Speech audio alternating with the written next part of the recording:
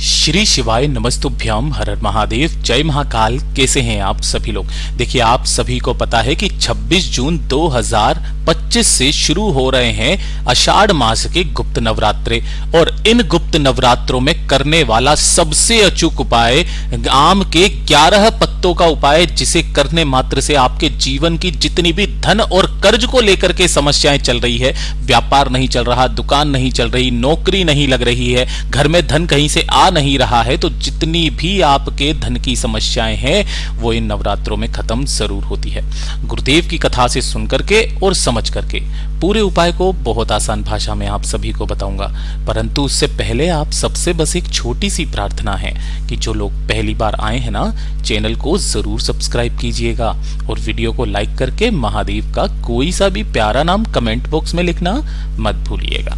इस पूरे वीडियो में हम 3 महा उपायों के बारे में बात करेंगे जो कि आपकी अलग अलग कामना पूर्ति के लिए सिद्ध होंगे। तो ध्यान से सुनना है और समझने की कोशिश करना है।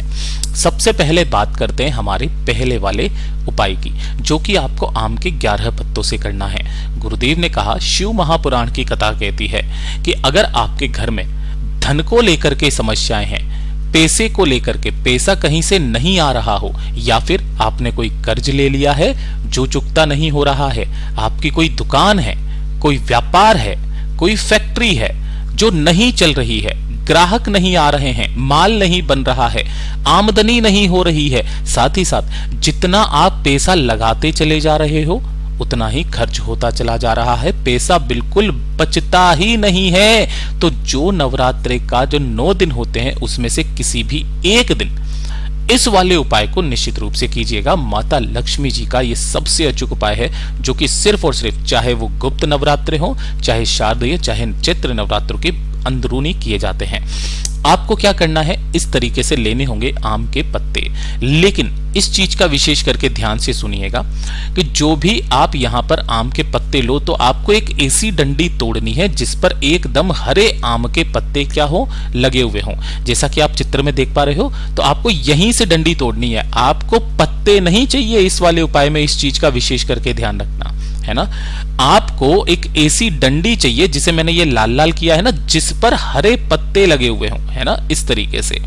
ये कोमल डंडी आपको चाहिए, सूखी वाली डंडी भी नहीं लेना है, कोमल डंडी, ये वाली डंडी आपको लेना है। इस पर से ये सारे पत्ते हटा देना, केवल और केवल आपको आम के पत्ते की इस वाली डंडी को चाहिए। ठीक है, इस तरीके से आपने डंडी को निकाला।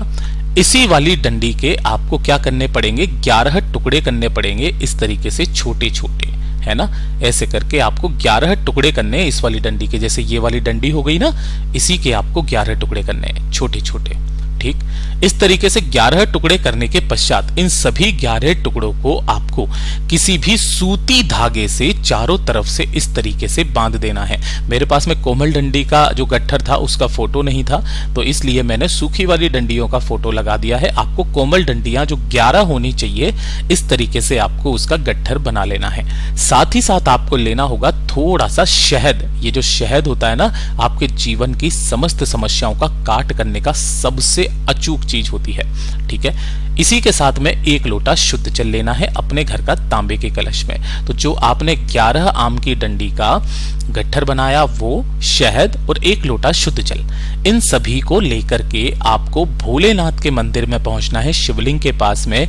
चाहे नवरात्रे हो, चाहे गुप्त नवरात्रे हो, किसी भी दिन, किसी भी समय, कोई दिन फिक्स नहीं है, कोई समय फिक्स नहीं है। इन नवरात्रों में 9 दिनों में से किसी भी एक दिन शिवलिंग के पीछे की तरफ खड़े होना है, जिससे आपका मुख उत्तर दिशा की तरफ में हो जाएगा। सबसे पहले आपने जो 1 लोटा शुद्ध जल लिया है, वो पहले भोलेनाथ पर, शिवलिंग पर समर्पित करना, अपना नाम गोत्र बोल करके श्री शिवाय नमस्तुभ्यम मंत्र का स्मरण करते हुए। जब ये संपूर्ण जल समर्पित हो जाएगा, अब ध्यान से सुनिएगा, जो आपने यहां पर आम का डंडी का जो ये गट्ठर लिया है ना, इसके 2 हिस्से होते हैं। एक होता है ये पीछे वाला, है ना, ये पूरा का पूरा, और एक होता है ये आगे का, है ना।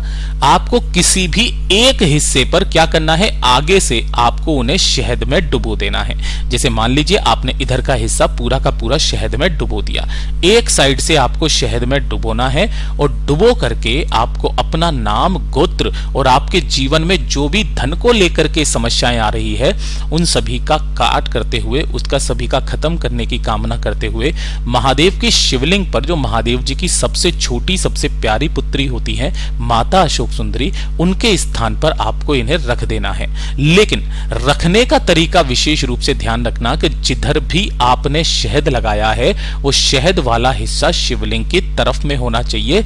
इस चीज का विशेष करके ध्यान देना। मैं यहां पर ब्लैक कलर से बताता हूं आपको ताकि समझ पाओ, ये इधर की तरफ में आपने शहद लगाया हुआ है। अब मेरी बात आई समझ में।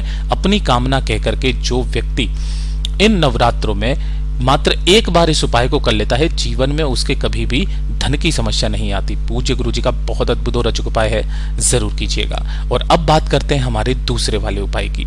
ये जो दूसरा वाला उपाय है, ये आपको चाहे नवरात्रि हो चाहे गुप्त नवरात्रि हो, पहले दिन से ही इस वाले उपाय को स्टार्ट करना। कितने दिन से? पहले दिन से ही आपको ये उपाय स्टार्ट कर देना है। 9 दिन आते आते आप जिस कामना से इस उपाय को करते हो, आपकी वो कामना पूरी होती है।